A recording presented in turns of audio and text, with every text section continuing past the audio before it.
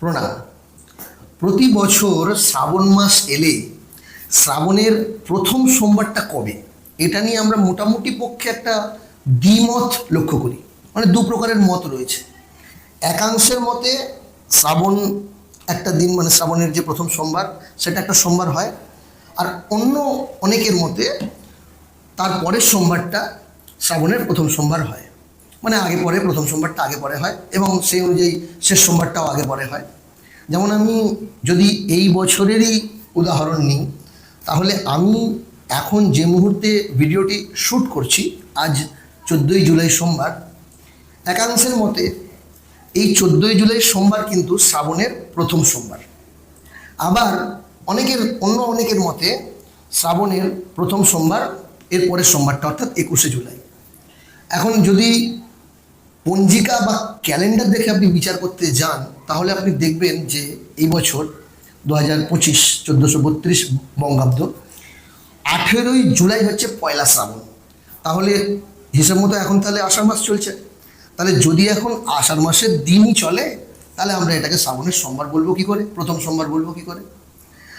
আর 18ই জুলাই থেকে যদি শ্রাবণ শুরু হয়, তাহলে তো হিসেব মতো 21শে জুলাই শ্রাবণের প্রথম সোমবার হওয়ার কথা।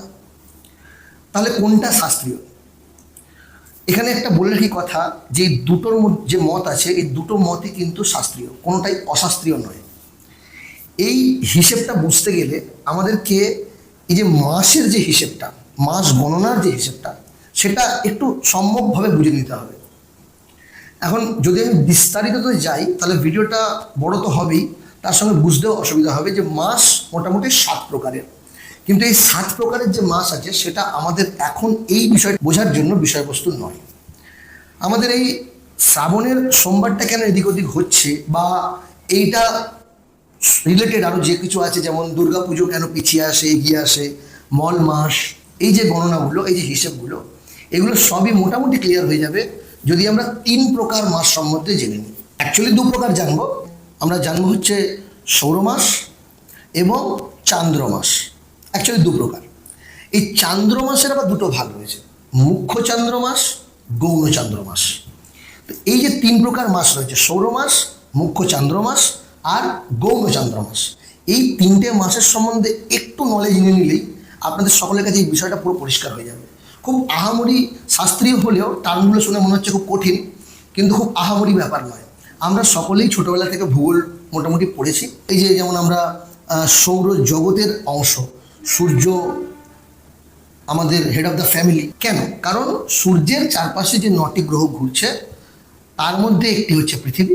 যদিও প্লুটোকে আমরা বামন গ্রহ বলছি, কিন্তু আমরা ব্রাহ্মণ গ্রহ বলতেই পারি, কিন্তু প্লুটোর কাজটা তো প্লুটো করে যাচ্ছে। সেই যে সূর্যের চারপাশে ঘুরবে বলেই তৈরি হয়েছে, সে সূর্যের চারপাশে ঘুরেই যাচ্ছে। আমরা তাকে গ্রহের মধ্যে ধরি বা না ধরি, আবিষ্কার করি বা না করি, এমনও হতে পারে যে কত উপগ্রহ পর আবিষ্কার হচ্ছে, যদিও এটা অনেক অন্য আলোচনার বিষয়। তো আমরা এখন সৌরমাস নিয়ে আলোচনা করছি। প্রথমে সৌরমাসটা জেনে নিই। সৌরমাস মানে হচ্ছে যেটা সূর্য রিলেটেড। আমরা আমাদের জগৎটাকেও সৌর জগৎ বলছি, কারণ সূর্য আমাদের হেড অফ দ্য ফ্যামিলি। ছোট্ট করে আমরা জেনে নিই সৌরমাসটা কি। সৌরমাস হচ্ছে যে, আপনি যদি খুব সিম্পলভাবে ধরতে যান, তাহলে ক্যালেন্ডারের 1 তারিখ থেকে 30 তারিখ অবধি যেটা দেওয়া হচ্ছে, সেটাই সৌরমাস। কেন? কারণ প্রতি 24 ঘন্টায় সেটা চেঞ্জ হচ্ছে। 24 ঘন্টা কী হিসেব? সূর্যের ওঠা আর সূর্যের অস্ত যাওয়া, এই হিসেবেই 24 ঘন্টা হিসেব হচ্ছে। তাহলে 24 ঘন্টায় যে তারিখটা চেঞ্জ হয়ে যাচ্ছে, সেটা হচ্ছে সৌরদিন। এবং এইভাবে 30 দিন অথবা 31 দিন, এই দিনগুলো হচ্ছে সৌরদিন। এবং এই যে কম্বাইন করা 30 দিন, 31 দিন, 32 দিন, এই দিনগুলোকে নিয়ে হচ্ছে যে মাস আমরা বলছি, সেটাকে বলা হচ্ছে সৌর মাস। এখন প্রতিটা বাংলা মাসে সূর্য একটা বিশেষ রাশিতে পদার্পণ করে। সূর্যের এক রাশি থেকে অন্য রাশিতে যাওয়াটাকে বলছি আমরা সংক্রান্তি, যেটাকে আমরা বলি মাসের শেষ দিন, বাংলা মাসের শেষ দিন সংক্রান্তি বলি। তাহলে শ্রাবণকে যদি আমরা ধরি, এবার আমরা আমাদের পয়েন্টে আসি, শ্রাবণকে যদি আমরা ধরি, তাহলে শ্রাবণে সূর্য কর্কট রাশিতে থাকেন। কর্কট রাশিতে সূর্য যেদিনকে প্রবেশ করেন, সেই দিনই শ্রাবণের 1 তারিখ। অর্থাৎ আষাঢ় মাসে মিথুন রাশি থেকে সূর্য বেরোচ্ছেন এবং শ্রাবণ রাশিতে যাচ্ছেন, সেই যে দিনটা, সেই যে মুহূর্তটা, সময়টা, সেটাকে বলা হচ্ছে সংক্রান্তি। সূর্যের এক রাশি থেকে অন্য রাশিতে সংক্রমণ ঘটছে, তাই এটাকে বলা হচ্ছে সংক্রান্তি। তাহলে এটা হচ্ছে সৌর মাস। তার মানে 1 তারিখ থেকে 30 তারিখ অবধি যে ব্যাপারটা আমরা দেখলাম সেটা সৌর মাস। তাহলে 21শে জুলাই এই বছর যে সোমবারটা পড়ছে সেটা হচ্ছে সৌর শ্রাবণের প্রথম সোমবার, যেটা আমরা অধিকাংশ লোকই মনে করি যে হ্যাঁ ক্যালেন্ডার অনুযায়ী শ্রাবণ পড়ে গেছে, তার মানে সৌর শ্রাবণ, সৌর শ্রাবণের প্রথম সোমবার, যেটা জেনুইনও, এটা কোনো অশাস্ত্রীয় নয়, এটা জেনুইন। হ্যাঁ, যে সৌর শ্রাবণ, আজকে থেকে শ্রাবণ শুরু হলো, অর্থাৎ রবি সূর্য তিনি কিনা গেলেন কোন রাশিতে? কর্কট রাশিতে। তিনি কর্কট রাশিতে গেলে তবে শ্রাবণ তৈরি হয়, মানে শ্রাবণ মাসটা শুরু হয়। এটা হচ্ছে একটা সৌর মাস অনুযায়ী মত হয়ে গেল। এবার আসি চান্দ্রমাসের কথা। চান্দ্রমাস দু প্রকারের, একটা হচ্ছে মুখ্য চান্দ্রমাস, একটা হচ্ছে গৌণ চান্দ্রমাস। এখন কোনটা আগে আসে? গৌণ চান্দ্রমাসটা আগে আসে। কিভাবে?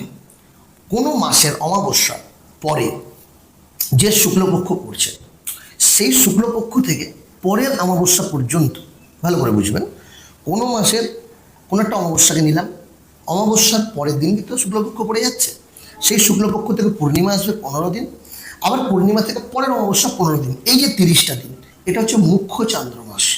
অর্থাৎ শুক্লপক্ষ থেকে শুরু হচ্ছে, কৃষ্ণপক্ষের অমাবস্যায় গিয়ে শেষ হচ্ছে, আবার পরের দিন যে শুক্লপক্ষ পড়বে আবার একটা মুখ্য চান্দ্রমাস শুরু হয়ে যাবে। আর গৌণ চান্দ্রমাস কি? এর উল্টো, অর্থাৎ পূর্ণিমার পরের দিন, পূর্ণিমাটা ছেড়ে গেলে, পরের দিনটা বলে আমার ভুল, সৌর দিন নয়, চান্দ্র দিনের কথা বলছি। পূর্ণিমার ছেড়ে গেলেই যখনই কৃষ্ণপক্ষ শুরু হচ্ছে, সেই কৃষ্ণপক্ষ শুরু হওয়া মানেই সেই কৃষ্ণপক্ষ থেকে অমাবস্যা পর্যন্ত 15 দিন যাবে, এবং অমাবস্যা থেকে আবার পূর্ণিমা অবধি 15 দিন, এই যে 30 দিন, এই 30 দিনটা হচ্ছে গৌণ চান্দ্রমাস। অর্থাৎ মুখ্য চান্দ্রমাসের প্রথমে থাকে শুক্লপক্ষ, প্রথমার্ধে শুক্লপক্ষ থাকে, দ্বিতীয়ার্ধে থাকে কৃষ্ণপক্ষ। আর গৌণচন্দ্রের মাসের, গৌণচন্দ্র মাস যখনই আমরা হিসেব করি তখন তার প্রথম ফেজটা, প্রথম 15 দিনটা হচ্ছে কৃষ্ণপক্ষ, তারপরের 15 দিনটা হচ্ছে শুক্লপক্ষ।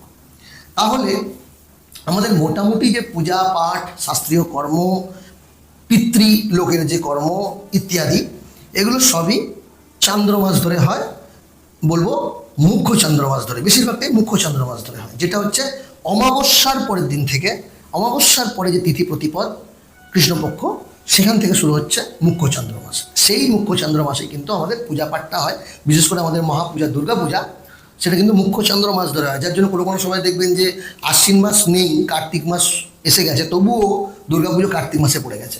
কী করে সম্ভব হলো? সম্ভব এভাবেই হলো যে তখনও আশ্বিনেরই চাঁদটা চলছে, মুখ্য চন্দ্রটা আশ্বিন চলছে। ঠিক আছে, এখন তাহলে শ্রাবণের হিসেবে আসি। এই যে অমাবস্যা গেল, এই যে পূর্ণিমা গেল সামনে, পূর্ণিমা ছিল গুরু পূর্ণিমা, আষাঢ়ী পূর্ণিমা, গুরু পূর্ণিমা। গুরু পূর্ণিমা ছিল রাত্রির 2:04 পর্যন্ত, তারপরেই কৃষ্ণপক্ষের প্রতিপদ পড়ে গেছে। তাহলে এই যে কৃষ্ণপক্ষটা পড়লো, আষাঢ়ী পূর্ণিমা, গুরু পূর্ণিমা হচ্ছে আষাঢ়ী পূর্ণিমা, আষাঢ়ী পূর্ণিমার পরে যে কৃষ্ণপক্ষটা পড়লো, এই কৃষ্ণপক্ষটাই হচ্ছে গৌণ চন্দ্র শ্রাবণের শুরু। তাহলে গৌণ চন্দ্র শ্রাবণ যদি 11 তারিখ থেকে শুরু হয়ে গিয়ে থাকে, তাহলে ন্যাচারালি আজকে তার প্রথম সোমবার 14ই জুলাই। তাহলে যারা মনে করেন যে শ্রাবণ আগে কেন চলে আসছে, ওনারা কেন পূর্ণিমা থেকে পূর্ণিমা ধরেন, ওনারা এই হিসেবে ধরেন। আবার রাখি পূর্ণিমা যে আসছে, এই দেখুন আষাঢ় মাসের পূর্ণিমা গুরু পূর্ণিমা, এই গুরু পূর্ণিমা থেকে শুরু হয়ে 15 দিন যাবে, অমাবস্যা আসবে। অমাবস্যার নাম কি হবে? চিতালগী অমাবস্যা। উড়িষ্যায় খুব পালন হয় চিতালগী অমাবস্যা। চিতালগী অমাবস্যা আছে খুব সম্ভবত 24শে জুলাই, 12:59 পর্যন্ত আছে। চিতালগী অমাবস্যা 15 দিন গেল, পরে আসছে এই কথাটা। আবার চিতালগী অমাবস্যা থেকে রাখি পূর্ণিমা, রাখি পূর্ণিমা পর্যন্ত আবার 15 দিন। তাহলে এই সময়টা চলবে গৌণচন্দ্র শ্রাবণ। আর এই যে পূর্ণিমার পরের দিন থেকে, গুরু পূর্ণিমার পরের দিন থেকে যে রাখি পূর্ণিমা পর্যন্ত যে ফেজটা চলবে গৌণচন্দ্র শ্রাবণ, সেই সময়টায় একাংশের মত যে এই সময় আমরা শ্রাবণে শিবের পুজো করব। কোনো মতই এটা অশাস্ত্রীয় নয়, এটা খুবই শাস্ত্রীয়, এবং যে কেউ করতে পারেন।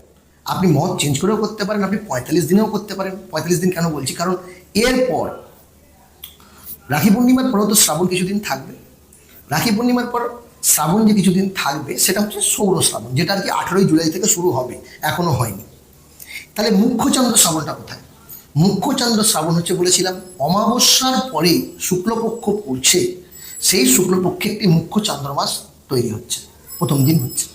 তাহলে চিতালগী যে অমাবস্যা বললাম 24শে জুলাই রাত্রি 12:59 পর্যন্ত আছে, এই 12:59 পরেই যে সময় টাইম, সেই টাইমে কিন্তু মুখ্য চান্দ্র শ্রাবণ শুরু হয়ে যাবে, মুখ্য চান্দ্র শ্রাবণ। এবং মুখ্য চান্দ্র শ্রাবণ শুরু হয়ে যাওয়া মানেই হচ্ছে শুক্লপক্ষের শ্রাবণ, শুক্লপক্ষ শুরু হয়ে গেল। তো ওই মুখ্যচন্দ্র শ্রাবণটা কিন্তু আপ টু পরের অমাবস্যা, খুব সম্ভবত ভাদ্র মাসে চলে যাবে অমাবস্যাটা, খুব সম্ভবত কৌশিক অমাবস্যা, সেই অবধি কিন্তু মুখ্যচন্দ্র শ্রাবণ থাকবে, যদিও ততদিনে গৌণচন্দ্র ভাদ্র ঢুকে যাবে। তাহলে 15 দিন অন্তর অন্তর কিন্তু আমাদের মোটামুটি, যেহেতু চাঁদের কৃষ্ণপক্ষ শুক্লপক্ষটা 15 দিন করে 10 ইয়ার, তো ওই 10 ইয়ারের পর পরে আমরা একটা করে মাস হিসেব করছি, গৌণচন্দ্র মাস, মুখ্যচন্দ্র মাস। এবারে মল মাস বিষয় বোঝাতে গেলে কোনো কোনো বছরে দেখবেন আপনারা একটা চাঁদ এক্সট্রা পেয়ে যাচ্ছে, ওটা সূর্যের সাথে চাঁদের কম্বিনেশনটাকে ঠিক রাখার জন্য। কেন, সৌরদিন শেষ হওয়ার আগেই চান্দ্রদিন শেষ হয়ে যাচ্ছে। চাঁদের তো ঘুরতে সূর্যের থেকে, পৃথিবীর সূর্যের চারপাশে ঘুরতে যত সময় লাগে, চাঁদ তো পৃথিবীর চারপাশে তার থেকে কম সময় ঘুরে ফেলবে। তাহলে চাঁদের ধরে যদি আমি দিন ধরি, তাহলে সেই দিনটা কম হবে, 27 দিন হবে। আর সূর্য 30 দিন ধরছি, 32 দিন ধরছি, 31 দিন ধরছি, তাহলে এই যে গ্যাপটা, এটা ফিল হবে কী করে? ওটা ফিল করার জন্যই একটা গণনা, একটা সিস্টেম আছে, সেটা সম্বন্ধে মল মাস যখন আসন্ন হবে তার আগে আমি একটা ভিডিও দিয়ে দেবো, বা আপনারা যদি বলেন কমেন্টে জানাবেন, আমি মল মাস সম্বন্ধে একটা ভিডিও দিয়ে দেবো। সেখানে আমরা ওটাকে ঠিক রাখার জন্য, মল মাস যদি না থাকতো তাহলে দুর্গাপুজো বৈশাখ মাসে চলে আসতো, এগোতে এগোতে এগোতে এগোতে। মল মাস আসে মানেই একটা চাঁদকে এক্সট্রা করে দেওয়া হয় এবং সূর্যের সাথে আবার সিঙ্ক্রোনাইজিংটা ঠিক হয়ে যায়, যাতে আমরা ওই সময়টাতেই ওই পূজা পাঠটা হয়, বা ওই সময়টাতেই ওই কর্মটা হয়, নির্দিষ্ট সময় খুব এগিয়ে না আসে। এগোতে তো থাকে না, প্রতি বছরই এগিয়ে আসে সব পূজা পাঠ, তারপরে মল মাস এলে আবার ওটা পিছোয়। এই হচ্ছে মোটামুটি একটা হিসেব, যেটা হচ্ছে কি সৌরমাস, মুখ্য চান্দ্রমাস এবং গৌণ চান্দ্রমাস। তাহলে আশা করছি আপনাদের এই ব্যাপারটা ক্লিয়ার হলো, যে কেন একটা অংশ মনে করছেন যে আজকে 14ই জুলাই, আজকে হচ্ছে শ্রাবণ মাসের প্রথম সোমবার, গৌণচন্দ্র শ্রাবণের প্রথম সোমবার। আপনি ক্যালেন্ডার ধরে শ্রাবণ মাস পালন করেন, কোনো অসুবিধা নেই, 4টে সোমবার পালন করবেন, 21শে জুলাই থেকে শুরু করবেন, কোনো অসুবিধা নেই, আপনার মতটাও সম্পূর্ণ শাস্ত্রীয়। এবং যারা গৌণচন্দ্র ধরে পালন করেন তারাও শাস্ত্রীয়, এখানে কোনো অশাস্ত্রীয় ব্যাপার নেই। তো মোটামুটি আজকে এটুকুই। এরপরেও এই ভিডিওতে আপনাদের যদি কোনো মনে হয়ে থাকে যে এই ভিডিওতে কিছু জিনিস, কিছু নলেজ আমি মিস করে গেলাম দিতে আপনাদেরকে, তাহলে আপনারা কমেন্টে সেটা জানান যে ওই জায়গাটা বুঝতে পারেননি, বা ওটা নিয়ে আমি একটা বিস্তারিত ভিডিও বানাতে পারবো। যদি মনে হয় যোগ্য যে এই ভিডিওটা সকলের জানার দরকার আছে এবং আমি বোঝাতে পেরেছি আপনাদেরকে, তাহলে এই ভিডিওটা আপনাদের আত্মীয় স্বজনদের কাছে শেয়ার করে দিন, যাতে আমি চাই যে আপনারা নলেজেবল হন। আমার মতকে আপনি প্রাধান্য দেবেন, আপনার মতকে আমি প্রাধান্য দেবো, এটাই কিন্তু আমাদের সনাতন ধর্ম। কাজেই সকলে খুব ভালো থাকুন, যদি যোগ্য মনে করেন তাহলে ভিডিওটি কাছের লোকেদের কাছে শেয়ার করে দিন। আজ এটুকুই, দেখা হচ্ছে পরের ভিডিওতে। প্রণাম।